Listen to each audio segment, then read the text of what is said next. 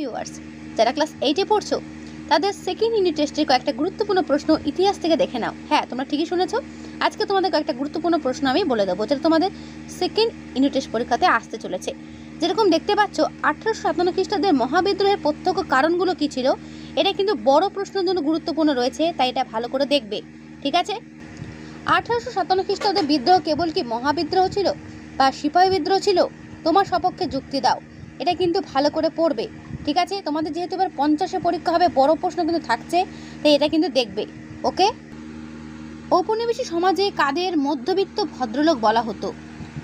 নারী শিক্ষা বিস্তারে বিদ্যাসাগরের কি পদক্ষেপ নিয়েছিলেন? কে কবে বিধবা বিবাহ আইন পাশ করেন? কে বিদ্যাসাগরকে ট্র্যাডিশনাল মডার্নাইজার বলা হয়েছে, মানে কেন বলা হয়েছে? সমাজ সংস্কার আন্দোলনে ডিরোজিওর যে কোনো দুটি অবদান লেখো। প্রত্যেকটা প্রশ্নের উত্তর এখানে রয়েছে, করে নিও। নব্যবঙ্গ বা ইয়ং বেঙ্গল কাদের বলা হয়? নব্যবঙ্গ গোষ্ঠী কোন কোন প্রথার বিরোধিতা করেছিল?